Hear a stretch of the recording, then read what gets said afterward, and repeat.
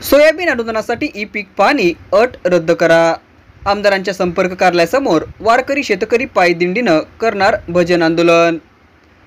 Soybean अनुदान सरसकट देण्यासाठी ई पीक पाहणीची जाचक अट रद्द करा, अन्यथा लोकप्रतिनिधींच्या संपर्क कार्यालयासमोर वारकरी शेतकरी भजन आंदोलन करतील, असा इशारा शेतकरी नेते राजेंद्र मोरे आणि राजू कसबे यांनी औसा तहसीलदार यांना दिलेल्या निवेदनात म्हटलं आहे।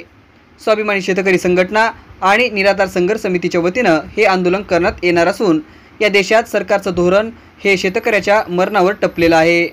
कृषीप्रधान असणाऱ्या भारतात जय जवान जय किसान ही घोषणा फक्त सभा संमेलनापुरती मर्यादित झाली आहे। जगाचा पोशिंदा असणाऱ्या बळीराजाची अवस्था भीक मागणाऱ्या पोतराजासारखी या प्रस्थापित व्यवस्थेनं केली आहे। शेतकऱ्यांना वाली उरलेलं नाही। या आंदोलनात असं अनोखं आंदोलन करतील, असा इशारा तहसीलदारांना दिलेल्या निवेदनात म्हटलं आहे।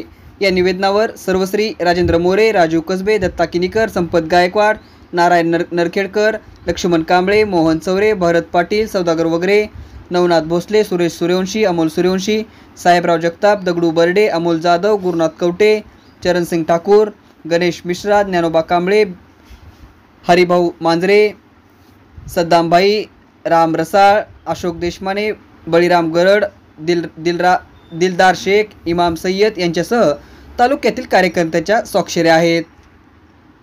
वार दिनांक 23 ऑगस्ट 2024 रोजी वारकरी शेतकरी व दिंडी काढून भजन आंदोलन करणार आहोत। याची दक्षता घ्यावी। माहिती कृषी मंत्री महाराष्ट्राचे माननीय आमदार अभिमन्यू पवार साहेब, माननीय पोलीस निरीक्षक औसा पोलीस स्टेशन व माहिती आजू आपली एक समस्या मांडण्यासाठी माननीय तहसीलदार यांना भेट घेतली।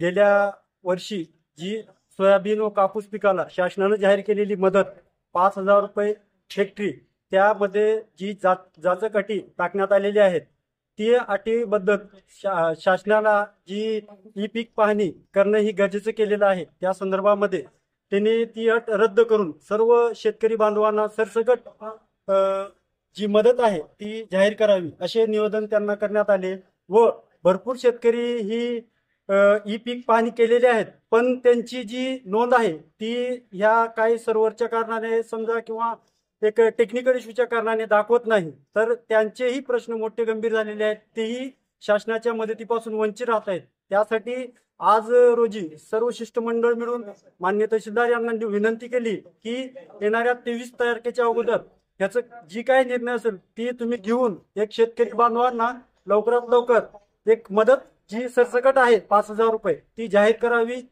औसा तहसीलदार कार्यालयामध्ये शेतकरी स्वाभिमानी शेतकरी संघटनेचे कार्यकर्ते आणि निराधार संघर्ष समितीचे प्रमुख कार्यकर्ते यांनी शिष्टमंडळ घेऊन माननीय तहसीलदार महोदयांना निवेदन दिलेलं आहे आणि जे सोयाबीनचं अनुदान जाहीर करण्यात आलेलं आहे हे अनुदान मिळण्यासाठी गतवर्षीचं जे नुकसान आहे ते नुकसानाला भरपाईच्या स्वरूपामध्ये जे हेक्टरी 5,000 रुपयाचं अनुदान देण्याचं घोषित केलेलं आहे, त्याच्यामध्ये ही पीक पाहणी करणं बंधनकारक ठेवलेलं आहे। अशा पद्धतीची अत्यंत जाचक अट या सरकारनं घातलेली आहे, ज्या योगे अनेक शेतकरी या आर्थिक लाभापासून वंचित राहणार आहेत।